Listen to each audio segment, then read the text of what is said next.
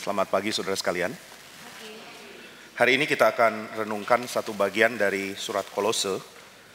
Kolose pasal yang ketiga yang akan kita baca.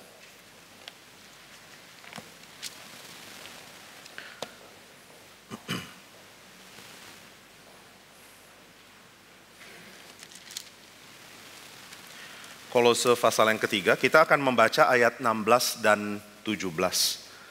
Kolose 3 ayat 16 dan 17, saya bacakan bagi kita. Hendaklah perkataan Kristus diam dengan segala kekayaannya di antara kamu, sehingga kamu dengan segala hikmat mengajar dan menegur seorang akan yang lain, dan sambil menyanyikan mazmur, puji-pujian dan nyanyian rohani, kamu mengucap syukur kepada Allah di dalam hatimu. Dan segala sesuatu yang kamu lakukan dengan perkataan dan perbuatan, lakukanlah semuanya itu dalam nama Tuhan Yesus, sambil mengucap syukur kepada Dia. Sambil mengucap syukur oleh Dia kepada Allah Bapa kita. Mari kita berdoa. Tuhan, kami sungguh bersyukur sebab kami dapat berada di tempat ini dan kami dapat menikmati beribadah kepada Tuhan. Juga kami bersyukur meskipun di antara kami ada juga yang kesulitan hadir, kami dapat bersama-sama mengikuti karena anugerah Tuhan melalui teknologi yang Tuhan percayakan. Tolong kami supaya di dalam kondisi kami bertumbuh di dalam Tuhan. Supaya ketika firman Tuhan dinyatakan, kami benar-benar dicelikkan matanya, sehingga kami tidak lagi sama sebelum kami datang beribadah. Kami diubah makin mencintai Tuhan. Dan Tuhan, kami tahu bahwa yang mengubah adalah Tuhan, bukan manusia. Itulah sebabnya kami berdoa supaya Tuhan rela mengubah kami. Biar Roh Kudus yang sudah menyelamatkan kami dan yang menyatukan kami dengan Kristus benar-benar mewujudkan kehidupan Kristus melalui kehidupan kami. Berkati hamba-Mu yang tidak layak dan sertai setiap kami, sehingga firman Tuhan mendapat tempat untuk kami dibentuk makin mencintai Tuhan. Dalam nama Tuhan Yesus kami berdoa. Amin. Saudara sekalian, kita sangat bersyukur bisa beribadah di sini. Ini pertama kali saya ada di tempat ini dan melihat bangunan yang sangat dibanggakan oleh Pak Tong. Pak Tong seringkali mengatakan kalau belum lihat bangunan baru di Solo, ambil waktu untuk pergi dan lihat. Saya sudah menunaikan tugas itu. Nanti kalau ketemu Pak Tong tanya, sudah lihat belum? Saya bisa jawab, sudah. Gitu ya. Nah saudara, kita akan melihat satu aspek yang penting dari istilah yang namanya gambar Allah. Kalau kita baca Kolose 3, kita tidak bisa lepas dari Kolose 2 tentunya. Dan saya mau ajak kita lihat Kolose 2. Kolose 2 ayatnya yang ke-6.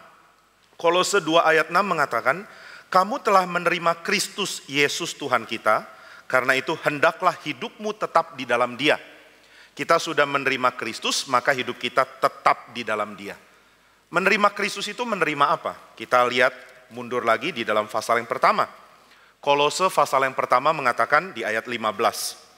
Ia adalah gambar Allah yang tidak kelihatan, yang sulung, yang lebih utama dari segala yang diciptakan. Nah dari dua ini, saya mau kita berpikir tentang pengertian gambar Allah. Kenapa manusia disebut gambar Allah dan mengapa Kristus adalah sang gambar Allah yang sejati?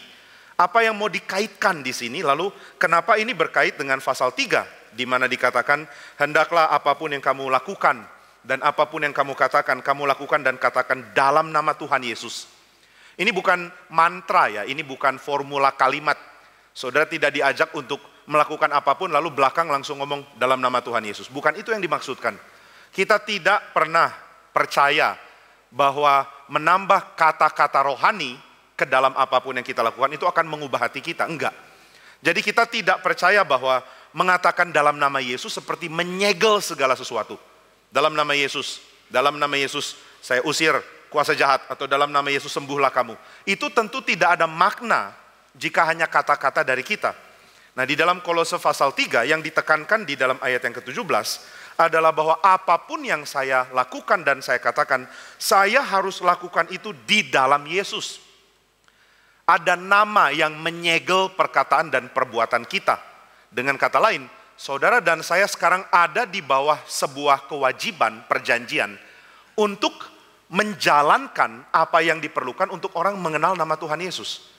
Ini yang namanya menjalankan keluar. Jadi apa yang orang bisa tahu dari Kristus hanya mungkin mereka akses lewat kehidupan orang percaya. Nah jadi saudara, ini satu poin penting tentang menjadi milik Kristus. Di dalam pasal 2 ayat 6, kamu telah menerima Kristus. Apa sih yang mengubah kita? Apa bedanya sebelum saya terima Yesus dan sesudah? Apa bedanya sebelum saya percaya dan sesudah? Bedanya adalah satu, saudara dan saya tidak lagi hidup untuk diri. Tetapi saudara dan saya hidup untuk Tuhan. Nah ini juga kalimat besar ya. Dan kita seringkali mengaminkan kalimat besar tanpa mewujudkannya secara praktis. Kita nggak tahu gimana praktekannya. Banyak orang Kristen seperti itu. Waktu ditanya, milik siapakah kamu? Milik Tuhan Yesus. Apa maksudnya milik Tuhan Yesus? Maksudnya adalah saya tidak lagi hidup untuk diri, tapi saya hidup untuk Tuhan. Apa artinya hidup untuk Tuhan? Wah nggak tahu. Pokoknya hidup untuk Tuhan, itu artinya. Maka seringkali kita menjalankan hidup untuk Tuhan dengan tindakan-tindakan yang kita pikir rohani. Misalnya, saya hidup untuk Tuhan kalau saya memberitakan Injil. Ya tentu bagus saudara memberitakan Injil. Tapi kalau kita pikir hanya di dalam mengabarkan Injil kita hidup bagi Tuhan, berarti sebagian besar waktu hidup kita jalani bukan untuk Tuhan. Karena sebagian besar dari kita, hampir semua bahkan mungkin cuma saya, yang full time memberitakan firman. Yang tugasnya, yang pekerjaannya adalah mengkhotbahkan firman. Loh kalau begitu yang lain tugas utama bukan mengkhotbahkan firman. Kalau begitu sebagian besar waktu saudara lakukan bukan untuk hal yang rohani dong. Ini pengertian yang sangat sulit untuk kita pahami kalau kita benar-benar cuma tahu konsep besar atau cuma tahu ide. Jangan hidup bagi diri tapi hidup bagi Tuhan. Oke, bagaimana caranya? Beritakan Injil. 1 minggu berapa kali beritakan Injil? 7 kali, tiap hari saya beritakan Injil. 1 hari beritakan Injil berapa lama? Ya setengah jam. Berarti dalam 1 hari 23,5 jam kamu hidup untuk diri, setengah jam hidup untuk Tuhan dong. Waduh iya ya, susah ya. Masa saya memberitakan Injil 24 jam? Apa maksudnya? Saya hidup bukan untuk diri tapi untuk Tuhan. Nah maka kalau kita baca Alkitab, harap kita mencari itu. Mencari dengan teliti apa yang Tuhan inginkan kita lakukan. Karena ini penting. Karena kalau tidak kita akan menjadi orang Kristen yang bersifat slogan. Kalau di istilah yang sering dipakai oleh Tim Keller atau siapa tuh satu lagi Paul Washer ya, mereka mengatakan ini namanya adalah kekristenan versi bumper sticker.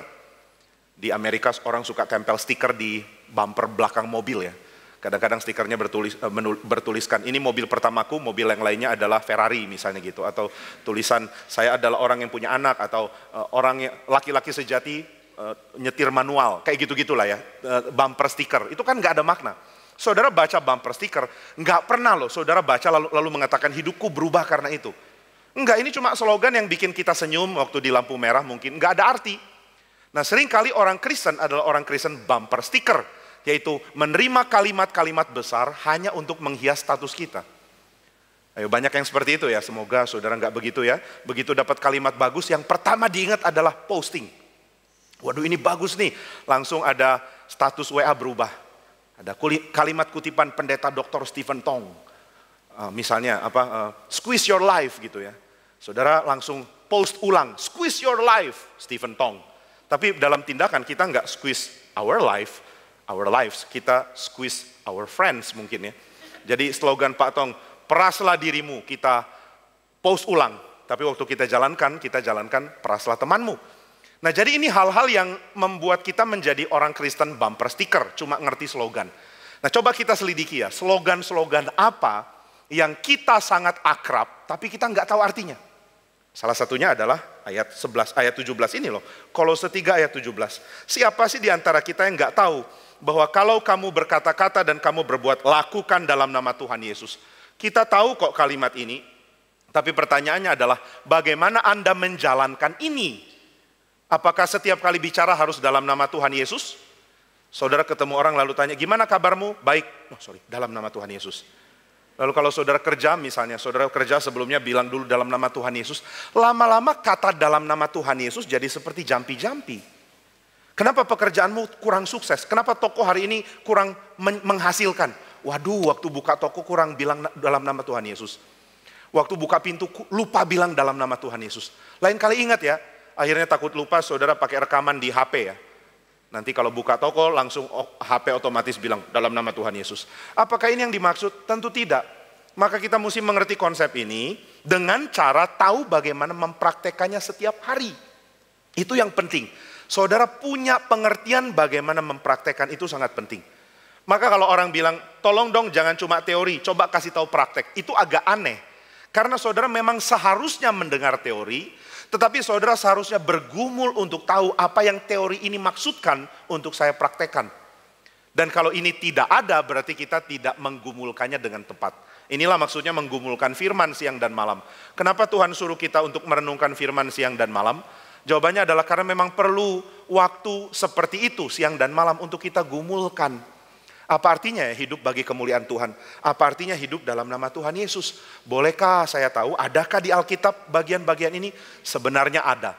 Hanya sayangnya kita punya tendensi, ini tendensi yang saya harap tidak ada di saudara sekalian ya. Tapi orang Kristen umumnya punya tendensi untuk pisahkan antara tindakan moral dengan doktrin. Nah itu problem. Tindakan moral dan doktrin seringkali dipisahkan. Sehingga waktu kita dengar yang satu, kita tidak rasa perlu yang lain. Saudara dengar tentang ajaran moral, apa yang harus dilakukan, ini saudara ingat. Tapi mengaitkan itu dengan doktrin, itu yang kita sering lupa. Jadi waktu bicara doktrin, kita langsung ubah mindset atau pikiran kita. Switch ke mode doktrin. Saya nggak tahu tombolnya di mana ya. Mungkin masing-masing orang lain ada yang di belakang kepala. Pencet, pluk, langsung doktrin mode on. Lalu waktu dengar khotbah aplikatif langsung klik lagi aplikasi mode on gitu kan. Waktu ke GRI jangan coba-coba hidupkan aplikasi mode nanti nggak nyambung. Begitu ke GRI rubah doktrin mode langsung nyambung. Begitu ke gereja Injili langsung aplikasi mode jalan gitu ya. Sama waktu baca buku atau waktu saudara dengar sebuah seminar. Kalau seminarnya tentang aplikasi, wah kita senang karena kita tahu bagaimana melakukan. Kalau seminar doktrin yang senang mikir yang datang. Maka kalau bikin seminar dengan tema tertentu, saudara sudah dapat bayangan kira-kira yang datang yang kayak apa. Umpama seminar kita judulnya adalah memahami Tritunggal berdasarkan konsili Nikea Konstantinopel. Waduh, yang datang itu orang yang mukanya begini. Dia pemikir. Tapi kalau bikin tema bagaimana cari pacar, wah yang datang adalah yang pertama orang jomblo, yang kedua yang kurang puas sama pacarnya, yang ketiga yang suka aplikasi. Tapi itu salah loh. Saudara tidak bisa pisahkan aplikasi dengan doktrin. Itu yang merusak kehidupan orang Kristen selama ini. Memisahkan aplikasi dengan doktrin membuat kita mempunyai penyembahan kepada Allah yang salah. Waduh, masa seserius itu sih konsekuensinya? Saya ulangi lagi ya. Memisahkan antara aplikasi dan doktrin membuat kita menyembah Allah yang salah. Penyembahan berhala adalah akibat dari memisahkan doktrin dengan aplikasi. Kenapa begitu? Karena waktu saudara menjalankan aplikasi, saudara tidak tahu harus bersyukur kemana. Karena doktrin adalah jembatan bagi saudara untuk mengerti bagaimana kaitan hidup sehari-hari dengan Tuhan. Ini jembatannya loh. Kalau jembatannya nggak ada, hidup sehari-hari saudara dan Tuhan akan pisah. Nah itu sebabnya di dalam ayat yang kita baca, lakukan segala sesuatu dalam nama Tuhan Yesus ini hanya mungkin dilakukan melalui mengenal Kristus lewat doktrin yang benar. Doktrin apa? Dari Kristus yang kita bisa ketahui yang berkait dengan ayat ini. Waktu saudara belajar tentang doktrin Kristus ada banyak yang diajarkan. Tapi ada satu hal yang utama, yaitu Kristus adalah the true image of God. Nah ini doktrin kristologi yang jelas harus kita percaya. Kristus adalah gambar Allah yang sejati. Kita semua gambar Allah, saudara dan saya adalah gambar Allah. Tapi saudara dan saya bukan gambar Allah yang sejati karena kita sudah rusak. Kita perlu kehadiran sang gambar Allah yang sejati. Nah maka kalau saudara mengatakan, saya gambar Allah, engkau gambar Allah. Iya betul, tapi kita sudah rusak. Lalu siapa gambar Allah sejati yang akan koreksi kita? Jawabannya adalah Kristus. Dialah the true image of God. Dialah gambar Allah yang sejati dan yang sempurna. Nah berarti memahami Kristus sebagai gambar Allah yang sejati, baru bisa dipahami kalau kita ngerti juga doktrin manusia. Waduh, doktrin manusia. Kenapa Pak? Karena manusia, ini bagian dari doktrin manusia, diciptakan sebagai gambar Allah. Manusia adalah gambar Allah. Jadi kalau kita tidak tahu siapa gambar Allah, lalu kita tidak tahu Kristus yang adalah gambar Allah sejati, maka kita tidak akan tahu Kolose 3 ayat 17. Bagaimana menjalankan dan melakukan dalam nama Tuhan Yesus. Jadi ini ada kaitannya. Ngerti doktrin Kristus, terutama bagian Kristus adalah the true image of God, gambar Allah yang sejati. Ngerti doktrin manusia, manusia adalah gambar Allah, baru bisa ngerti Kolose 3 ayat 17. Dan ketika saudara mengerti Kolose 3 ayat 17 dengan cara yang nanti saya akan bagikan kaitannya, baru saudara sadar, saya bersyukur kepada Tuhan kalau saya bisa berbuat baik. Kalau saya bisa berkata-kata dan bertindak tepat, saya sangat bersyukur kepada Tuhan. Untuk alasan yang nanti saya akan jelaskan. Nah jadi itu dulu hal pertama yang saya mau kita ada di level yang sama dulu. Kita sepakat dulu di sini. Bahwa doktrin dan praktek atau doktrin dan etika, kalau ini dipisah, membuat saudara tidak kenal Tuhan dan membuat kita tidak tahu bersujud ke siapa kalau aku menjalankan hidup yang baik. Nah ini hal pertama. Nah sekarang hal kedua baru kita coba teliti lebih detail. Kenapa mengenal Kristus sebagai gambar Allah sejati dan mengenal manusia sebagai gambar Allah itu penting untuk memahami Kolose 3 ayat 17. Nah saudara, hal pertama yang saya mau kita pikirkan sama-sama adalah tentang gambar Allah, yaitu kita manusia. Di dalam tradisi reform yang lebih lama, Calvin dan zaman reformasi, itu sangat percaya bahwa doktrin manusia, terutama manusia adalah gambar Allah, lebih kepada hal yang sifatnya non-fisik. Rohani kita, atau rasio kita, dan lain-lain. Jadi lebih ke sifatnya non-fisik, bukan bersifat fisik. Nah saudara, meskipun kita sangat menghormati Calvin dan hampir segala hal yang kita miliki sebagai bagian dari doktrin reform itu dari Calvin. Hampir semua Calvin sudah bahas lalu kita bagikan. Tapi bukan berarti Calvin itu tanpa kritik. Kita bukan berarti tidak kritik Calvin. Salah satu yang dikritik oleh teologi reform belakangan setelah Calvin adalah pengertian ini. Bahwa manusia itu gambar Allah bukan secara fisik. Karena kalau manusia bukan gambar Allah secara fisik, maka kita akan menekankan kemanusiaan kita di dalam hal yang sifatnya non-fisik. Bukan bersifat fisik. Dan itu membuat kita salah mengerti gambar Allah sesuai Alkitab. Nah jadi saudara, kita mesti perbaiki dulu konsep gambar Allahnya. Kalau gitu gambar Allah itu apa sih? Nah sekarang saudara, kita mesti kembali ke bahasa yang dipakai Alkitab. Ini salah satu yang dikembangkan di dalam teologi reform belakangan. Teologi reform belakangan terutama di dalam tradisi yang namanya biblical theology, teologia biblika. Itu banyak menggali dari Alkitab dan menemukan bahwa istilah yang dipakai Alkitab tidak tentu sama dengan yang dipahami para reformator. Ternyata para reformator pun perlu dikritik. Nggak aneh loh. Saudara jangan bilang, nggak boleh Pak, mengkritik Calvin itu masuk neraka loh. Enggak ya. Kita tahu bahwa hanya Alkitab yang infallible. Hanya Alkitab yang tidak mungkin salah. Orang-orang lain menggali Alkitab bisa salah. Nah tapi saudara jangan bilang, kalau gitu saya nggak mau jadi reform. Ternyata Calvin bisa salah. Ya jawaban saya adalah kalau Calvin aja salah, apalagi yang lain gitu ya. Jadi yang masih lebih aman kayaknya masih Calvin. Tapi ya bukan berarti dia benar semua. Ada salahnya juga. Salahnya apa? Salah satunya adalah dengan mengatakan manusia itu gambar Allah bukan secara fisik. Calvin itu unik. Saudara baca dia di satu, saudara baca di bagian lain, kadang-kadang seperti bentur. Kenapa bisa seperti bentur? Karena dia, Calvin ini unik, beda dengan teolog lain umumnya. Calvin adalah seorang penafsir Alkitab. Dia lebih kepada eksegesis menafsir Alkitab. Dia bukan penyusun kerangka teologi sistematik. Jadi Calvin itu sangat dihargai bukan dari Institute of Christian Religion. Sudah tahu buku itu ya. Bukan hanya dari situ saja. Tapi dia lebih banyak dihargai sebagai seorang yang menulis tafsiran Alkitab.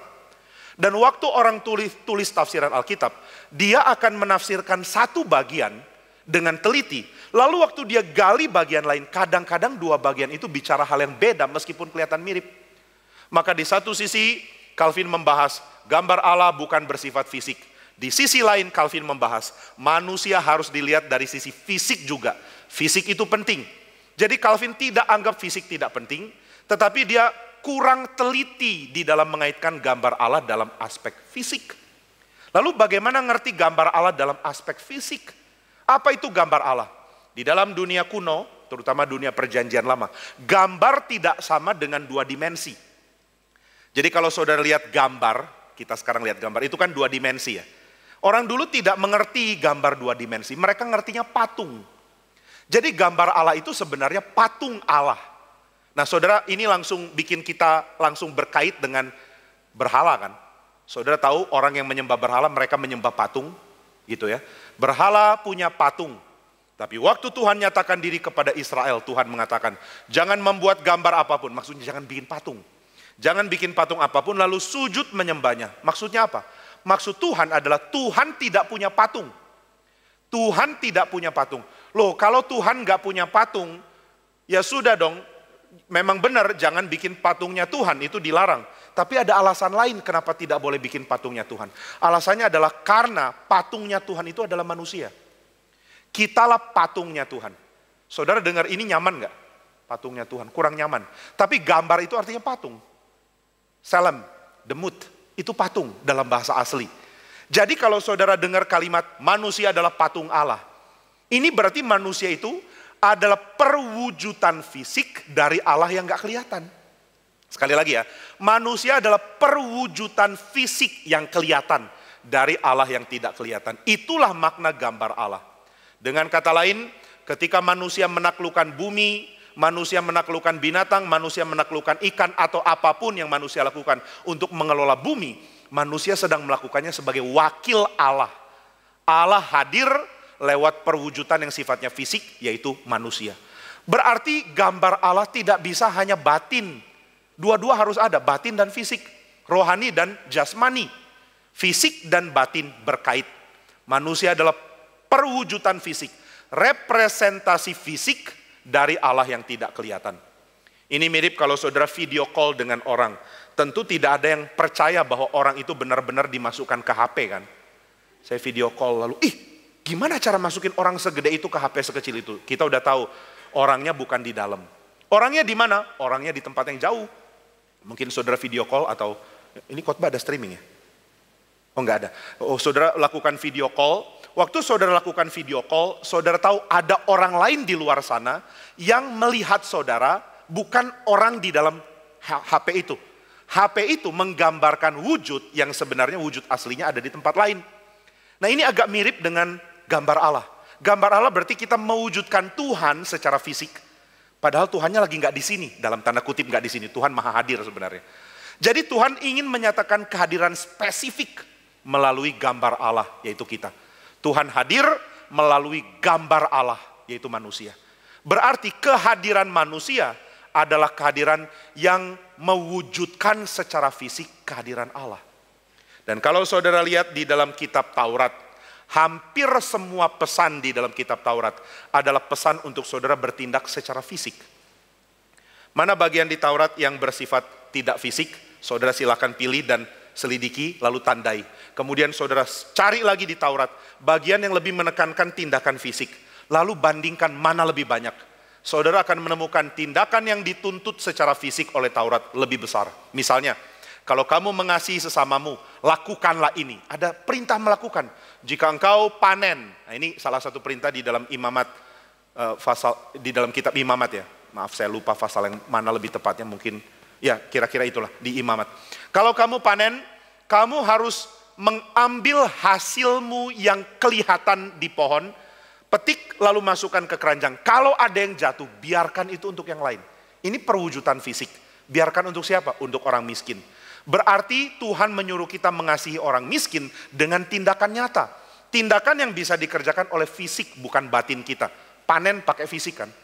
Kalau saudara bilang, enggak Pak, panen juga pakai batin. Oke, tapi mana ada orang puas dengan panen batin? Wah, hari ini untungmu berapa? Untungku kira-kira 500 juta. Keren ya. Uangnya diapain? Uangnya dibatin saja. Kamu tabung? Enggak ada uang fisik. Enggak ada uang fisik. Ini lagi enggak ngomong cryptocurrency ya. Uangnya di mana? Ada di akunmu? Enggak ada di akun. Di mana? Di batin. Enggak mungkin. Saudara juga enggak bisa tolong orang secara batin. Saya mau memberikan kamu makanan karena kamu kelaparan. Thank you, mana makanannya? Dalam batin. Batin kita terkoneksi dan kamu kenyang. Enggak bisa. Nah ini yang dikatakan Yakobus. Kamu mengatakan saudaramu lapar lalu kamu mengatakan selamat jalan, carilah makan. Itu namanya memberi makan secara batin, enggak ada gunanya. Terus apa yang harus dilakukan? Kasih dia makan.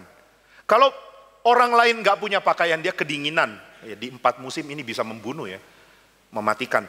Kalau kamu lihat tetanggamu tidak punya pakaian di musim dingin, dia bisa mati. Apa yang kamu lakukan? Mengatakan selamat, kenakanlah kain panas, nggak ada gunanya. Tapi engkau harus beri dia pakaian, beri dia makan, beri dia pakaian. Tindakan yang terwujud secara fisik, ada bendanya, ada perwujudan fisiknya. Berarti di dalam kitab suci gambar Allah adalah cara Allah menyatakan diri lewat tindakan fisik. Dengan demikian manusia diciptakan sebagai gambar Allah, berarti manusia diciptakan untuk bertindak sebagai wakil Allah. Tindakannya yang dianggap penting. Nah ini fungsi manusia. Dan saudara tahu apapun yang diciptakan untuk sesuatu ya, dia harus difungsikan sebenarnya. Saya punya satu arloji dari papa, jadi sebelum papa meninggal dia kasih ini. Papa saya kurang ngerti arloji ya, dia dapat arloji bagus tapi dia kurang jaga.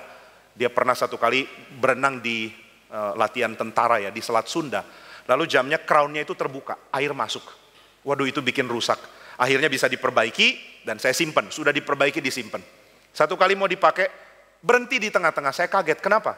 Bawa di tukang servis mengatakan, Pak, harus ngerti satu hal, mekanik dari jam ini diciptakan untuk digerakkan. Jadi kalau kamu nggak pakai, nanti berapa tahun rusak lagi. Terus gimana supaya nggak rusak? Pakai. Kalau pakai sayang, kenapa sayang? Takut rusak, yang nggak dipakai juga rusak. Jadi lebih baik pakai, saya pikir-pikir benar juga ya. Jadi mekaniknya ada begitu banyak, sebagian itu mesti gerak. Kalau nggak gerak, jadi gampang rusak. Saya nggak ngerti, jadi saya simpen. Karena saya pikir kalau disimpan dia lebih awet. Ternyata enggak loh. Nah saudara, manusia juga mirip begitu. Manusia diciptakan untuk act out, untuk bertindak, melakukan apa yang Tuhan punya sebagai sifat. Tuhan mempunyai sifat kasih adanya. Dan dia bertindak, Allah kita bertindak, jangan salah. Allah bertindak menyatakan kasih melalui ciptaan. Nah demikian juga manusia harus bertindak seperti Tuhan, dan bertindakan itu adalah tindakan yang kelihatan secara fisik. Berarti waktu saudara menjalankan tindakan secara fisik mentaati Tuhan, pada waktu itu saudara sedang ditune up, dibentuk untuk makin mirip Tuhan. Nah ini yang namanya pengudusan sebenarnya. Pengudusan itu bukan saudara beres dulu baru bertindak. Sebaliknya, pengudusan adalah saudara bertindak supaya beres di dalam. Seringkali kita salah ya, dalamnya beres dulu baru bertindak keluar jadi baik. Kamu kalau nggak punya niat dalam hati jangan lakukan. Itu sering kita dengar di luar sana, tapi teologi reform nggak setuju itu. Oh beres dulu di dalam baru bertindak. Enggak. Kamu bertindak in order supaya kamu beres di dalam. Kenapa kamu tidak boleh berdosa secara fisik supaya beres di dalam? Kalau hatiku ingin berdosa ya saya lakukan dong. Tunggu hatiku diperbaiki Tuhan baru saya nggak berdosa lagi. Hatimu nggak akan pernah diperbaiki kalau engkau tetap melakukan tindakan dosa. Tindakan dosa yang kita lakukan atau tindakan kita di luar membentuk kita di dalam. Nah maka cara untuk kita bisa beres adalah kita melakukan secara tindakan apa yang Tuhan perintahkan supaya kita beres. Loh kenapa bisa beres? Karena Tuhan menginginkan kita untuk beres melalui tindakan. Kenapa melalui tindakan? Karena untuk itulah kita dicipta. Kita adalah gambar Allah. Maka gambar Allah adalah manusia yang dicipta untuk melakukan apa yang Tuhan mau lakukan. Tuhan ngapain? Tuhan memelihara, mencipta dan memelihara. Ini saudara bisa baca di dalam beberapa bagian. Di Mazmur atau di Ibrani misalnya. Ibrani pasal pertama, Ibrani pasal 11 menyatakan. Allah berfirman dan firman-Nya itu menopang seluruh ciptaan. Topangan dari bumi, topangan dari alam itu dari firman. Firman Tuhan menopang seluruh ciptaan. Dengan kata lain, Allah bekerja, Allah bertindak. Allah memelihara ciptaan. Nah karena Allah memelihara ciptaan, maka manusia juga harusnya memelihara ciptaan. Sama. Selaras dengan Tuhan. Tuhan kerja apa, kita juga kerja. Ini yang Yesus katakan di dalam Injil Yohanes. Bapakku bekerja sampai sekarang, maka aku pun juga bekerja. Kok bisa? Kenapa dia ngomong kalimat itu? Karena apa yang Bapa kerjakan, itu anak kerjakan juga. Apa yang Allah perbuat, itu manusia perbuat juga. Jadi kita akan menjadi gambar Allah yang benar, yang baik, yang selaras dengan Tuhan. Kalau kita act out, kalau kita melakukan secara tindakan, apa yang Tuhan perintahkan kepada kita. Nah ini sebenarnya sangat indah ya, kita diciptakan untuk itu. Waktu saudara bertindak, saudara sedang mewujudkan Allah bisa dibilang. Membuat Allah terlihat dan terasa secara fisik. Membuat Allah terlihat dan terasa secara fisik. Allah kan gak bisa dilihat, betul, tapi gambarnya bisa. Allah kan tidak kelihatan secara fisik, Allah tidak berfisik, betul, tapi gambarnya memiliki fisik. Nah ini yang mesti kita mengerti. Tapi setelah manusia jatuh dalam dosa, gambar Allah itu rusak. Kita ini kehilangan tujuan tentang kenapa kita bertindak. Kenapa saudara bertindak? Ya lagi pengen sekarang menggantikan Allah. Maka saudara dan saya bukan lagi gambar Allah, tapi gambar lagi pengen. Gitu kan? Kenapa kamu lakukan? Habis hatiku mau. Coba tanya sama orang yang jatuh dalam dosa. Kenapa kamu selingkuh? Lagi pengen, lagi ingin. Kenapa kamu mencuri? Saya ingin. Kenapa kamu lakukan itu? Aku kepingin, saya mau. Hatiku punya keinginan dan aku act out, aku bertindak sesuai keinginan. Berarti kita ini bukan gambar Allah, karena bukan Allah yang menggerakkan kita bertindak, tapi keinginan kita. Kita adalah gambar yang rusak, karena kita adalah gambar keinginan kita sendiri. Dan itu yang problematik, itu yang problem dengan manusia. Manusia sangat penuh dengan masalah. Bukan karena situasi sekeliling, bukan karena kurang banyak uang, bukan karena kurang sukses. Manusia bermasalah karena dia tidak tahu untuk apa dia bertindak. Dan ini jadi pergumulan sepanjang sejarah, termasuk di dalam budaya Yunani klasik. Salah satu yang tanyakan ini adalah Sokrates. Sokrates tanya, kenapa ada tindakan bisa dibilang baik? Kenapa ada tindakan bisa dibilang buruk? Kenapa ada seperti konsensus, kesepakatan? Ini tindakan baik, ini tindakan buruk. Yang tentukan siapa ya? Jangan mencuri. Kenapa? Mencuri itu buruk. Iya ya, saya juga rasa mencuri itu buruk. Kamu juga ya? Iya. Kok kita sama ya? Padahal gurunya lain. Tanya sama orang di Tiongkok, mencuri baik atau buruk? Mereka bilang, buruk. Tanya sama orang Yunani, mencuri baik atau buruk? Buruk. Ada kebajikan, ada kejahatan, ada virtue, ada vice. Yang mana yang masuk ke dalam yang manakah mencuri? Orang akan bilang, mencuri termasuk yang buruk. Vice, bukan virtue. Kejahatan, bukan kebaikan. Orang Tiongkok akan bilang begitu, orang Yunani bilang begitu, orang Romawi bilang begitu, orang Eropa bilang begitu. Semua orang bilang begitu. Yang ajar siapa? Siapa yang taruh di dalam hati kita? Nah, ini yang tidak ditemukan oleh orang-orang di luar Tuhan, yang tidak dapat wahyu Tuhan. Mereka cari dan mereka tidak menemukan. Sokrates yang salah satu yang paling sangat setia cari. Dia pikir sampai detail untuk menjawab pertanyaan ini. Baik dan buruk siapa yang tentukan? Dewa-dewa? Ataukah dewa-dewa juga dinilai berdasarkan tindakan dia baik atau buruk? Siapa tentukan mana baik, siapa tentukan mana buruk? Nggak ketemu jawabannya. Akhirnya Sokrates menawarkan, ada di dalam dunia ide. Di dunia ide, kebaikan saja adanya. Masuk ke dalam dunia sekarang, banyak keburukan yang muncul. Jadi dunia ide melambangkan kebaikan, sedangkan kita sekarang ada di dalam kondisi buruk. Nah, salah satu cerita di dalam dunia Yunani adalah bahwa roh manusia, jiwa, itu baik. Jiwa manusia itu ada di tempat yang sempurna. Dari tempat yang sempurna, manusia mau masuk ke dalam tubuh.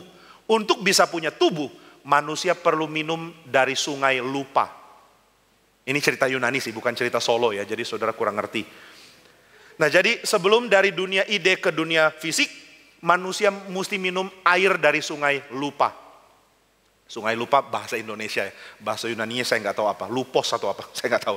Nah, jadi sungai lupa, manusia minum langsung lupa. Dia lupa dunia ideal, lalu dia masuk ke dalam tubuh. Dia lupa apa yang dia lihat sebelumnya. Nah, maka manusia ketika ada di dalam, saudara kalau bisa kebaktian tetap duduk ya, enggak jalan-jalan. Coba hormatilah ketika firman Tuhan diberitakan. Saya pikir salah satu spiritual yang baik adalah saudara melatih diri untuk duduk dan dengar. Kalau enggak bisa begitu ya, saudara sulit dibentuk nantinya. Nah, maka ketika minum sungai lupa, apa yang ada di dalam dunia ideal, lupa semua. Waktu masuk ke sini, baru mulai belajar dari nol. Tapi benarkah dari nol? Nah, ini yang Sokrates bilang, kayaknya nggak murni dari nol. Karena meskipun sudah minum sungai lupa, masih ada yang keinget tapi kelupaan. Ini gimana ingat tapi kelupaan? Pokoknya ada hal yang kayak teringat tapi nggak inget banget. Misalnya, waktu saudara menemukan ada yang jahat, langsung punya perasaan, ini kayaknya nggak benar. Pernah punya perasaan itu ya? Tapi waktu saudara bilang, ini kayaknya nggak benar, tapi kok oke ya? Nah, ini bikin saudara bergumul, goncang. Saudara misalnya tahu, mencuri buah mangga di pohon orang lain itu salah, gitu ya. Tapi teman-teman saudara lakukan itu. Ini pengalaman saya waktu kecil. Teman-temanku semua maling mangga, gitu ya. Jadi mereka jago manjat pohon dan mencuri mangga. Dan karena semua teman setuju pencurian mangga, maka saya juga akhirnya jadi bingung. Ini salah atau enggak sih? Dan teman-teman saya itu filsuf yang baik, filsuf kanak-kanak. Karena kalau saya bilang gak boleh loh mencuri mangga itu salah, teman saya bisa bilang begini, kenapa salah? Itu kan punya orang. Yang tumbuhkan siapa? Oh, pinter ya. Yang tumbuhkan siapa? Yang tumbuhkan Tuhan. Tuhan kan? Kamu yakin Tuhan mau kasih ke dia? Yakin? Tahu dari mana? Karena dia pemilik sah. Tahu dari mana? Ya, ini kan pohonnya di rumah dia. Tapi kan di tanahnya Tuhan. Maling yang paling jahat itu yang pakai Tuhan loh. Pokoknya kalau udah maling pakai Tuhan itu jahat. Saya nggak tahu teman-teman saya jadi apa sekarang. Jangan-jangan ada salah satu di sini. Ya, saya yakin itu cuma kejahatan anak-anak yang harap bisa berubah nantinya ya. Tapi itu menggoncang saya. Benar juga ya. Ngapain kalau begitu? Hatiku merasa salah. Akhirnya saya mulai belajar menikmati. Pokoknya kalau mangga dicuri, lalu saya kebagian, saya menikmatinya dengan hati nurani yang makin lama makin oke, gitu ya. Makin tidak terganggu lagi. Satu kali mama saya tanya, itu mangga dari mana? Saya dengan santai bilang, dari teman-teman. Mereka dapat dari mana? Dari tetangga. Oh, lagi panen, lagi dikasih. Ya lagi dikasih, tapi yang ngasih nggak tahu kalau dia ngasih, gitu ya. Lagi ngasih, tapi yang ngasih nggak tahu kalau dia ngasih. Kamu mencuri ya? Saya langsung bingung. Harusnya sih ini bukan mencuri, Ma. Maksudmu apa? Ini kan dari Tuhan. Wah, dengar itu dia langsung koreksi pemikiran saya. Tuhan kasih ke siapa, kamu jangan langgar. Tapi kan belum tentu Tuhan kasih ke dia, belum tentu juga enggak, gitu ya.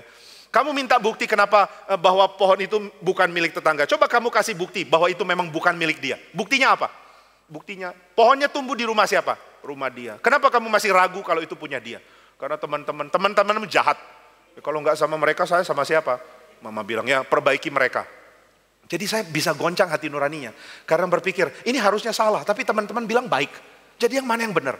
Nah ini yang Sokrates katakan. Sungai lupa tidak powerful sampai menghilangkan semua pikiran kita.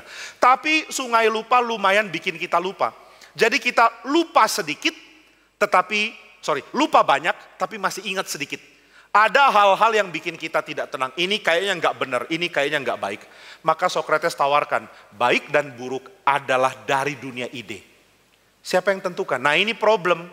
Yang tentukan kan bukan para dewa. Karena dewa ada yang baik, ada yang buruk. Lalu dewa yang buruk dinilai buruk oleh dewa yang baik. Bukan berdasarkan kebaikan yang ada pada dewa baik. Dewa baik itu disebut baik karena dia mampu melakukan kebaikan di dalam bidang dia. Ini Sokrates kalau nanya ya benar-benar pintar. Dia bilang, dewa itu baik atau buruk? Orang bilang baik. Baik dalam hal apa? Maka dia kasih tahu, dia tanya, kalau kamu punya kapal, kapalmu bisa mengapung di laut, itu baik atau tidak? Baik. Sekarang saudara punya akuarium. Saudara mau ada batu hiasan di bawah akuarium, tapi batunya ngambang, baik atau buruk? Buruk. Berarti ngambang tidak menentukan baik buruk dong. Kapal ngambang baik, tapi batu-batuan ngambang harusnya di dasar, buruk. Begitu juga kalau saudara ditanya, apakah kudamu baik? Ya, kenapa? Karena larinya cepat. Dia punya kaki yang kokoh. Ini tidak tentu jawaban yang tepat untuk seekor ikan misalnya. Apakah ikan ini baik? Baik karena kakinya kokoh. Nggak nyambung. Jadi baik atau buruk itu bersifat parsial di bumi ini. Ini baik karena dia berfungsi sebagaimana seharusnya. Lalu Sokrates tanya, dewa baik karena apa? Dia berani jawab begini, dewa baik karena berfungsi sebagaimana mestinya. Dewa kesuburan yang nggak bisa bikin orang subur, baik atau buruk? Dewa ini perlu belajar lagi ya. Belajar kandungan gitu atau belajar apa. Jadi dewa kesuburan baik kalau dia memberikan kesuburan. Tapi dewa perang, kalau dia cuma bisa bikin subur tapi nggak bisa bikin menang perang, dia dewa perang yang krisis kerja, krisis profesi gitu ya. Kamu dewa perang, iya. Kok negaramu kalah terus, tapi aku jadikan mereka subur. Loh, kamu dewa perang atau dewa kesuburan? Dewa perang. Kenapa bikin subur? Saya bergumul, saya galau. Gitu, ini dewa galau namanya. Jadi Sokrates mengatakan dewa baik kalau dia sesuai bidangnya. Berarti dewa bukan sumber kebaikan karena dia juga sesuai bidang. Lalu baik buruk dari siapa? Ini pertanyaan nggak bisa dijawab. Pembahasan di dalam buku-bukunya Platon, ini Platon banyak bahas tentang Sokrates, itu berakhir dengan tidak ada jawaban, cuma melempar diskusi. Ya kamu diskusiin lanjutlah, kita nggak ketemu jawabannya. Baik buruk dari siapa? Tapi saudara, Alkitab menekankan baik itu adalah bagian dari sifat Tuhan. Tuhanlah yang baik, sumber baik itu Tuhan. Loh kalau sumber baik itu Tuhan, berarti saya harusnya melakukan tindakan baik. Kenapa saya mesti lakukan tindakan baik? Karena kamu gambar Allah, simple ya. Kekristenan punya jawaban simple tapi kuat sekali. Kenapa mesti baik? Karena itulah tugasmu. Kok tugas? Kenapa tugas saya mesti baik? Karena kamu gambar Allah. Nah sekarang saya mau tanya, saudara menekankan ini seimbang tidak dengan menekankan keselamatan bukan karena perbuatan baik? Selamat karena perbuatan baik bukan? Bukan. Tapi kalau saudara mengatakan karena keselamatan bukan karena perbuatan baik, berarti perbuatan baik nggak penting. Ini problem dari kekristenan. Karena tidak seimbang melihat doktrin. Doktrin bahas banyak hal. Doktrin yang mengatakan keselamatan bukan karena perbuatan baik, itu benar. Dari Luther, dari Calvin, dan dari Paulus sebenarnya. Kamu diselamatkan bukan karena perbuatan baikmu, betul. Tetapi kamu diselamatkan supaya kamu berfungsi kembali sebagai gambar Allah.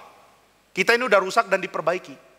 Nah maka kalau ada orang, misalnya contoh yang tadi, arloji saya yang rusak, arloji dari papa, saya coba perbaiki. Kemudian orang itu mengatakan cara untuk bikin jam ini hidup lagi adalah dengan ganti per, misalnya begitu. Tapi saudara, apakah ganti per itu bisa dilakukan karena jamnya akurat? Gimana cara ganti per? Tunggu jamnya akurat baru pernya kita ganti. Loh, kan jamnya nggak bisa gerak. Iya, kenapa jamnya nggak bisa gerak? Karena pernya rusak. Oke, kalau gitu ganti pernya. Per baru bisa diganti kalau jamnya bertanggung jawab menunjukkan waktu. Kalau jamnya tidak menunjukkan waktu, kita nggak ganti per. Ya nggak bisa. Ganti per bukan karena jamnya baik. Ingat ya, ganti per dilakukan supaya jamnya baik, bukan karena jamnya baik. Demikian juga keselamatan kita. Kita diselamatkan bukan karena perbuatan baik, tapi kita diselamatkan supaya ada perbuatan baik. Maka orang yang sudah selamat nggak ada perbuatan baik, dia tidak bisa digolongkan orang selamat. Simple. Keselamatan memang bukan karena perbuatan baik. Tapi kalau selanjutnya tidak ada perbuatan baik, berarti dia belum selamat dong. Arloji rusak bukan karena diperbaiki oleh ganti per. Bukan oleh karena dia mampu tunjukkan waktu. Tapi bukan berarti mampu tunjukkan waktu jadi nggak penting. Karena alasan ganti per adalah supaya jam itu tunjukkan waktu dengan tepat. Demikian juga kita.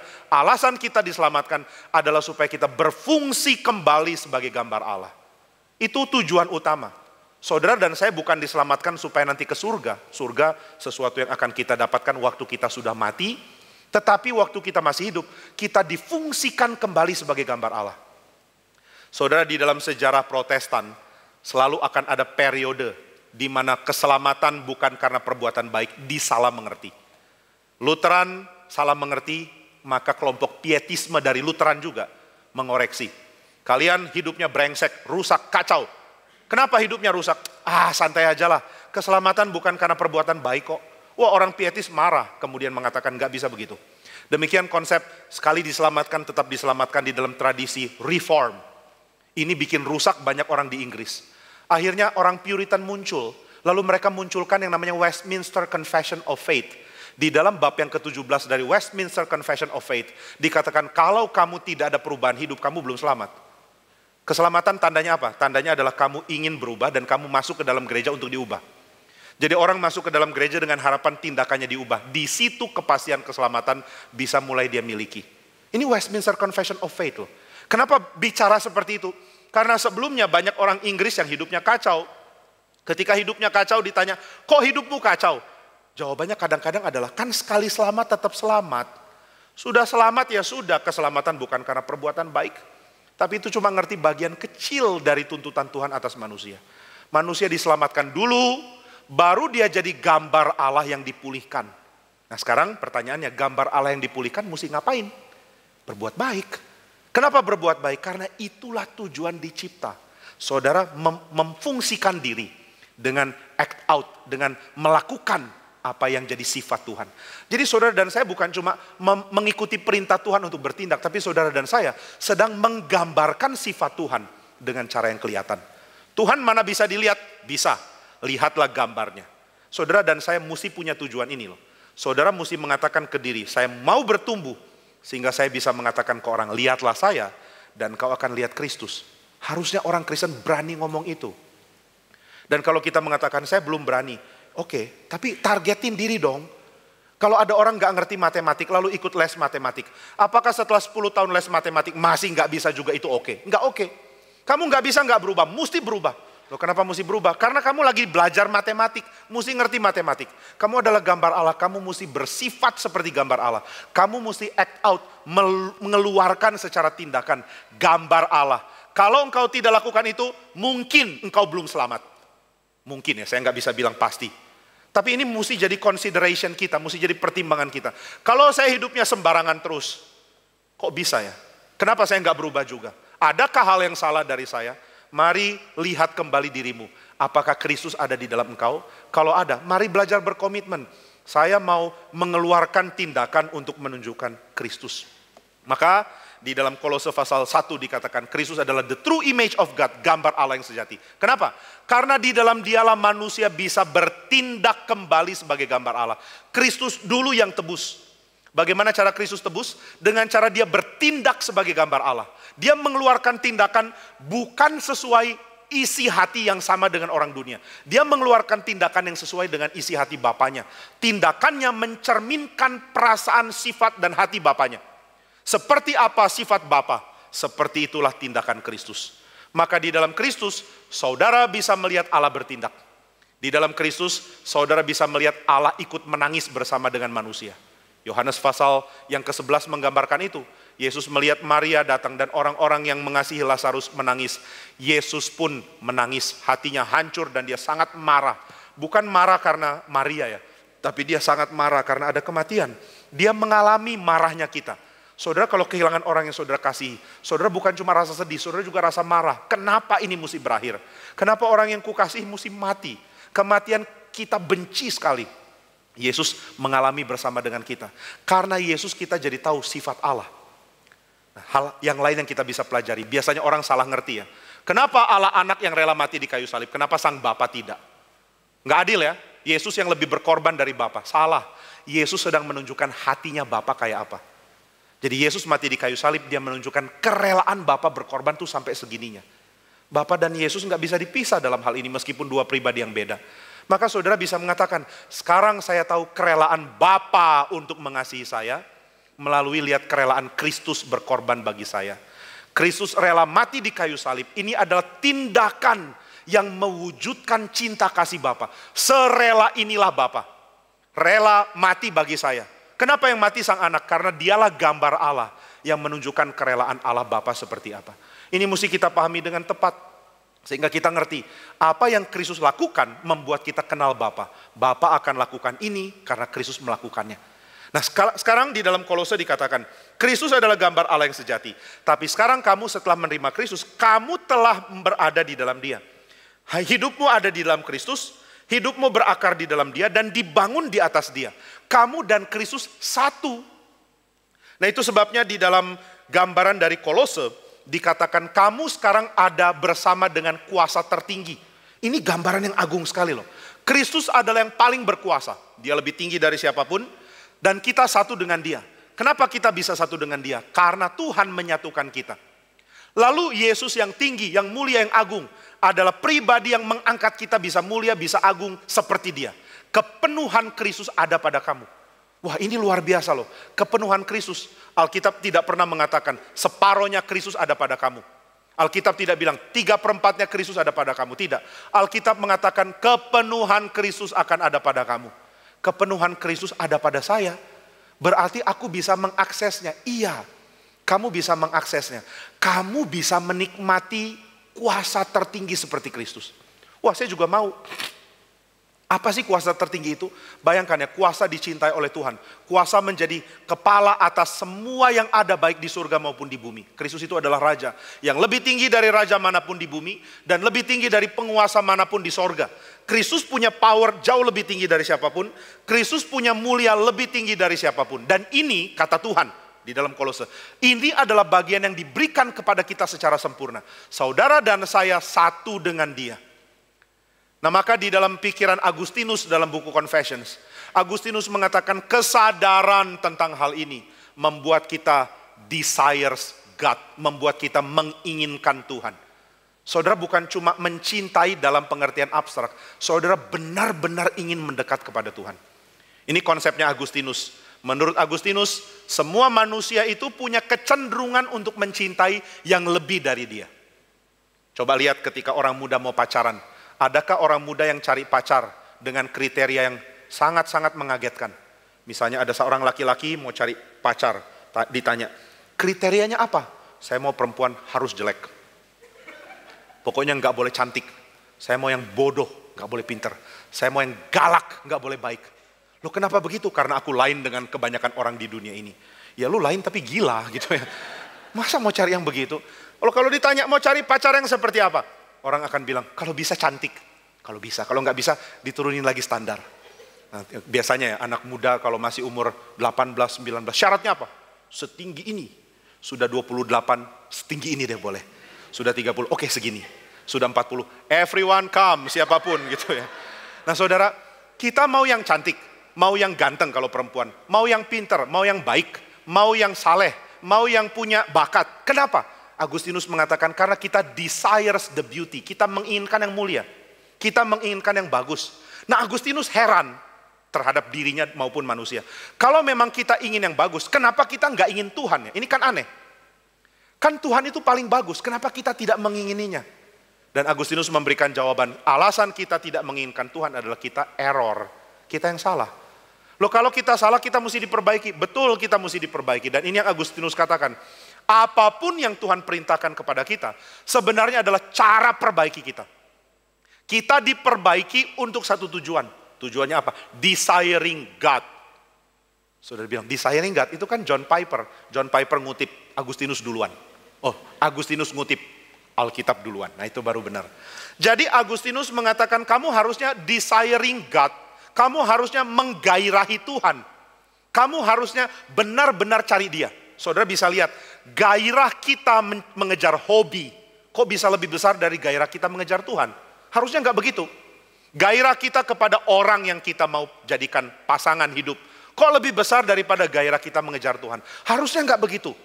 Terus gimana perbaiki? Nah ini yang Agustinus katakan, semua yang Tuhan ajak untuk kita lakukan, sebenarnya adalah cara untuk perbaiki itu. Jadi saudara di dalam pengertian Agustinus ini banyak digali oleh seorang filsuf Kanada namanya James Smith. Kalau saudara search di Google pastikan James, lalu ada K, kemudian ada A, lalu Smith. Karena ada namanya James Smith tapi penyanyi jazz. Saya kurang ngerti siapa dia. Nah jadi James Smith belajar Agustinus dan dia mengatakan sebenarnya tujuan Tuhan perintahkan kita untuk melakukan apapun satu, yaitu supaya kita belajar desiring God. Kita belajar menggairahi Tuhan, menginginkan Dia. Dan ini yang harus ada, menginginkan Tuhan adalah syarat yang Tuhan jadikan tujuan. Saudara mesti ngerti ini ya, kalau enggak hidupmu bolak-balik begitu terus. Hidupmu kosong, kering, gak ada gunanya. Cuma senang sementara kosong lagi, sementara kosong, senang sementara kosong lagi. Hidup bodoh kayak begitu. Ayo pintar dikit lah. Nah bagaimana caranya menyenangi Tuhan? Belajar untuk menyadari semua hal yang kita lakukan tujuannya satu, membuat saya menyenangi Tuhan. Kenapa Tuhan suruh kita ibadah? Karena dari situ kita belajar menyenangi Tuhan. Kenapa Tuhan suruh kita hidup suci? Karena dari situ kita akan menyenangi Tuhan. Kenapa Tuhan suruh kita bertindak yang Dia perintahkan? Karena dari situ kita akan menyenangi Tuhan. Perhatikan, di dalam kitab suci, saran atau perintah, bukan saran, perintah yang Tuhan berikan adalah lakukan, maka kamu akan mengerti. Lakukan, maka kamu akan lihat. Do and ye shall see. Lakukan, maka kamu akan alami. Lakukan dulu baru sadar, dengan melakukan saya akan punya hati yang menggairahi Tuhan. Nah kalau cara berpikir kita lain, kita akan pikir hati dulu diubah, baru ada tindakan. Tapi pertanyaannya, ubah hati itu gimana? Saudara pernah pagi-pagi berusaha merubah hati? Mungkin sujud di tempat tidur lalu mulai, hati berubahlah. Nggak berubah kan? Gimana rubah hati? Operasi. Dokter bingung, sakit apa bu? Atau pak, sakit hati, sakit hati. Maksudnya gimana? Tolong arahkan hatiku ke Tuhan dok. Caranya gimana? Operasi. Nggak bisa. Operasi liver nanti. Kalau saudara bilang cari dokter jantung. Jantungnya kenapa? Jantungku berdebar-debar untuk hal yang lain, bukan untuk Tuhan. Bikin dia berdebar-debar untuk Tuhan. Dokter bingung loh. Nggak bisa. Dioperasi nggak bisa. Saudara di pinggir tempat tidur sambil ngotot. Ubah hati nggak bisa. Pukul-pukul dada nggak bisa. Rubah hati gimana? Rubah hati dengan bertindak. Bertindak dulu baru hati berubah. Karena cara kita berpikir salah, makanya kita bingung. Kenapa nggak bertindak? Lagi nggak pengen. Apa urusannya pengen dengan bertindak? Bertindak ya bertindak dulu, pengen belakangan. Bertindak dulu, keinginan muncul. Nah ini yang jadi prinsip kitab suci. Maka saudara dan saya diberikan Taurat, diberikan perintah, diberikan firman. Tujuannya satu, supaya kita belajar desiring God. Belajar menikmati Tuhan. Bagaimana belajarnya? Dengan melakukan tindakan yang mirip dengan sifat Tuhan. Belajar mencintai, belajar menghormati. Dan kalau saudara baca di dalam kitab suci, berita praktis yang Paulus berikan, itu sangat praktis loh. Coba misalnya di Efesus 5, hai istri, apa yang Paulus suruh istri lakukan? Tunduklah kepada suamimu. Tunduk untuk apa? Supaya kamu desiring God. Karena waktu engkau tunduk kepada suami, engkau belajar untuk tunduk kepada Kristus. Belajar tunduk kepada otoritas. Nah ini prinsip penting ya. Saudara sembarangan dengan otoritas di atasmu, saudara sulit mencintai Tuhan Yesus. Otoritas di atasku banyak kelemahan. Iya, tapi Tuhan suruh engkau tunduk. Saya nggak setuju sama bosku. Bosku banyak kelemahan. Betul, memangnya kamu enggak? Ya saya juga banyak kelemahan, tapi kan dia bos, saya bukan. Ya tetap kamu mesti belajar tunduk. Kalau dia tidak melanggar kebenaran Tuhan, kenapa kamu lawan? Karena kamu nggak nyaman dengan dia. Ini bikin kita terus jadi kanak-kanak. Melawan pimpinan dengan alasan remeh adalah tanda kekanak-kanakan. Childish, anak kecil. Anak kecil suka berontak. Coba lihat anak kecil, berontak terhadap apapun. Tapi udah mulai gede, sudah bisa dijitak kan. Saudara kalau lihat bayi marah-marah atau bayi nangis nggak tahu waktu, ya saudara juga akan maafkan. Oh bayi oke lah. Bayi ngamuk-ngamuk lempar barang. Siapa yang marah kalau anak bayi umur 9 bulan lempar barang? Dikasih sendok, dilempar ke bawah. Saudara bilang lucu ya. Coba anak umur 10 tahun lempar sendok ke bawah. Ada yang bilang lucu ya. Lempar. Kenapa? Lagi ngambek. Langsung dia dijitak. Benjol 3 di kepalanya kan. Kenapa benjol 3? Lu udah gede. Nggak boleh begitu lagi. Kamu sudah dewasa. Jangan kekanak-kanakan. Orang Kristen banyak yang usia tua. Kanak-kanak. Bertobat loh. Saudara nggak boleh jadi kanak-kanak. Jadi dewasa. Orang dewasa mampu simpan perasaan yang nggak perlu. Orang dewasa tidak gampang merajuk. Mana ada orang dewasa merajuk? Papa ngomong sama anaknya, nak, kamu udah makan bayam? Belum. Kalau gitu papa nggak mau ngomong sama kamu lagi. Itu papa apa kayak begitu? Nah saudara, coba pikir baik-baik ya. Kekristenan diisi banyak orang kanak-kanak. Gereja diisi banyak orang kanak-kanak. Jangan kanak-kanak, belajar dewasa. Belajar telan kesulitanmu kalau itu bukan berkait dengan kemuliaan Tuhan. Belajar taat. Istri belajar taat sama suami. Suami belajar kasihi istri at her worst moment. Momen dia paling sulit dikasih, cintai dia. Momen dia paling sulit dicintai, cintai dia. Itu tuntutan Tuhan kepada suami. Momen suami sulit dihormati, tetap hormati dia. Ini kalau kita nggak ngerti ya, kita seumur hidup jadi kanak-kanak. Seumur hidup tidak pernah desiring God. Nggak pernah menginginkan Tuhan karena kita tidak mau dibentuk oleh dia. Paulus kasih aplikasi yang sangat praktis. Hei istri, hormat sama suami. Cuma kan kita kurang suka nasihat begitu. Kita cari lain. Pak ada yang lebih praktis nggak? Ada di Alkitab. Istri mesti ngapain Pak? Beli buku tebal-tebal. Termasuk buku apa itu? Pacaran, pernikahan, apa segala. Nggak perlu loh, saudara baca Alkitab cukup. Nah saudara baca Alkitab lalu mengatakan, saya mau tahu mesti ngapain. Ya sudah lakukan, mesti ngapain. Istri hormat sama suami. Sulit, suami kayak gini, cari lagi yang lain nasihatnya. Nggak ada nasihat lain. Nasihatnya nggak rumit kok. Tapi saya nggak mau jalankan. Ya sudah, kamu nggak bisa desiring God. Kamu nggak akan menghormati Kristus, nggak akan. Saudara pikir Tuhan kasih alternatif.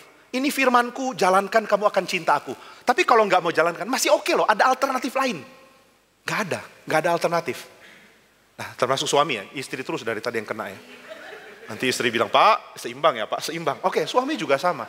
Suami mencintai istri, mencintai itu ngapain? Berkorban bagi istri. Saudara punya pekerjaan, saudara nggak suka, saudara ingat di rumah ada orang yang harus dibiayai, mati-matian kerja. Saya nggak suka, apa kaitannya sama kesukaanmu? Kamu bukan anak-anak lagi kan? Anak-anak cuma lakukan apa yang dia suka, kamu enggak, kamu orang dewasa. Cintai istrimu. Gimana mencintai istri? Lakukan tanggung jawabmu untuk berkorban bagi dia. Korban apapun, korban waktu, korban tenaga, korban perasaan. Istriku cerewet, korban perasaan, cintai dia. Luther pernah ditanya sama seorang jemaatnya, Pak, istriku cerewet sekali. Telingaku panas dengarnya. Luther bilang, itulah sebabnya Tuhan memberikan kau 2 telinga. Waktu yang satu panas, paling. Sambil yang satu dingin, yang satu dengar. Gitu ya. Jadi Luther bilang, hei suami cintai istrimu. Dan bukan Pak Luther ya, Paulus juga yang lebih dulu mengatakan. Paulus mengatakan, suami cintai istrimu. Istri hormati suamimu. Kenapa? Di dalam Kristus.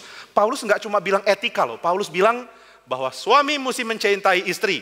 Seperti Kristus mencintai jemaat. Istri menghormati suami. Seperti jemaat menghormati Kristus. Berarti di dalam perintah itu ada tujuan. Saudara akan makin mirip Kristus. Dan kalau saudara makin mirip Kristus, saudara akan makin mampu menginginkan dia. Makin mampu mencintai dia. Itu yang dimasukkan di dalam Kolose 3 ini. Lakukanlah apapun dalam nama Tuhan Yesus. Maksudnya apa? Maksudnya apapun yang kamu lakukan bertujuan untuk kamu makin menikmati Kristus. Makin mampu mengasihi dia. Itu yang dimaksud.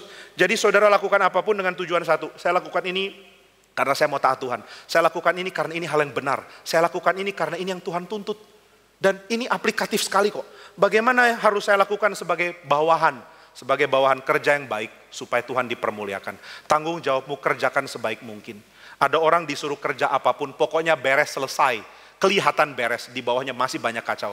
Ada orang yang mau terus berikan hal yang akan menunjukkan tanggung jawab dia. Ini orang yang baik, lakukan tanggung jawabmu, maka engkau akan makin mencintai Kristus. Lalu bagaimana dengan para bos? Para bos, perlakukan bawahan dengan adil, maka kamu akan makin mencintai Kristus. Bagaimana dengan pemerintah? Pemerintah pastikan menghukum orang yang salah, yang jahat, membiarkan orang yang baik bisa jadi berkat. Itu tugas pemerintah. Lakukan itu, kamu akan makin mengasihi Kristus. Kalau kamu orang Kristen yang ada di pemerintahan, apapun yang kamu lakukan dengan perkataan dan perbuatan, lakukan dengan satu tujuan. Saya lakukan ini karena saya sedang berjuang. Berjuang apa? Berjuang mau desiring Christ, mau menginginkan dia. Kenapa? Karena dia gambar Allah sejati. Dan aku ingin jadi gambar Allah sejati, aku ingin mirip dia. Saudara, ketika Liszt belajar umur 12 ya, dia suka sekali piano, dia sangat mencintai piano. Dan tokoh yang sangat dia kagumi adalah Beethoven. Beethoven adalah tokoh idola dia. Dia bisa mainkan karya piano Beethoven, semua sonatanya waktu umur 12. Lalu setelah dia dewasa, dia lihat ada satu kota di Vienna, satu daerah yang merupakan tempat Beethoven menjadi besar. Dia bilang di daerah ini ada banyak patung, tapi patung Beethoven tidak yang paling utama, saya nggak mau. Dia berusaha bikin patung itu yang paling utama. Jadi dia tarik orang-orang kaya di kota itu untuk kasih sumbangan. Kita bikin patung Beethoven yang besar. Orang bilang, for what? Saya kurang bisa menghargai dia. Akhirnya Liszt berpikir, saya mau bikin permainan piano dari seluruh simfoninya Beethoven. Jadi seluruh simfoni Beethoven, simfoni itu pakai orkestra loh. Dia bilang, saya akan bikin ini bisa dimainkan di atas piano. Reduksi ke piano tanpa kehilangan semua bagian. Wah, ini mana bisa, tapi dia berusaha. Dia langsung menghilang, konsentrasi bikin, dan kalau gagal dia nggak mau terbitkan. Akhirnya berhasil. Saudara bisa lihat ada transkripsi piano dari simfoninya Beethoven by Franz Liszt. Tujuannya apa? Tujuannya untuk orang belajar mengagumi Beethoven sebagai komposer yang serius. Maka dia tampilkan, dia main di atas piano, orang kaget sekali. Ternyata Beethoven bagus ya, saya baru sadar. Karena permainan piano Liszt yang luar biasa. Kenapa Liszt bisa begitu semangat di dalam menjalankan main piano? Karena diinspirasi oleh orang yang bagi dia sangat penting. Saudara kalau tidak anggap Kristus penting, saudara sulit diinspirasi untuk mirip dia. Bagaimana anggap dia penting? Dengan melakukan apapun yang kamu lakukan, baik dengan perkataan maupun dengan perbuatan, untuk membuat engkau makin mengagumi dia. Itu tujuanku. Kenapa taat sama Tuhan? Supaya aku makin mengasihi Tuhan. Kenapa kamu jalankan perintahnya? Supaya aku makin mengasihi Tuhan. Lalu kalau sudah mengasihi Tuhan, apa yang mau kamu lakukan? Saya akan lakukan lagi perintahnya dengan lebih semangat. Sehingga ini jadi lingkaran sorga yang menyenangkan. Saya taat Tuhan, saya makin cinta Tuhan. Saya makin cinta Tuhan, makin mampu taat. Makin mampu taat, makin cinta lagi. Makin cinta lagi, makin taat lagi. Dan ini membuat rohani kita bertumbuh. Kiranya Tuhan pimpin kita melakukan hal ini. Apapun yang kamu lakukan dengan perkataan dan perbuatan, lakukanlah semuanya itu dalam nama Tuhan Yesus, sambil mengucap syukur oleh Dia kepada Allah Bapa kita. Mari kita berdoa. Ya Bapa di surga, kami sungguh bersyukur sebab di tengah-tengah kehidupan di dunia kami terus dihantam untuk mencintai dunia, mencintai dosa, mencintai diri, mencintai segala hal yang lain. Tapi di dalam firman-Mu, Engkau justru menyatakan mencintai Kristus akan membuat kami bersikap tepat di dalam segala hal dalam hidup kami.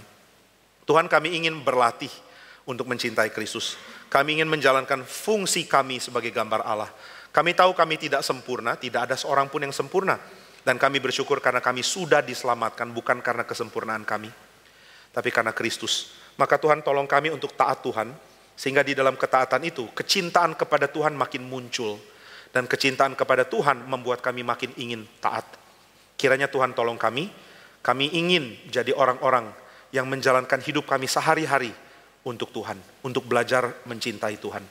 Di dalam nama Tuhan Yesus kami berdoa. Amin.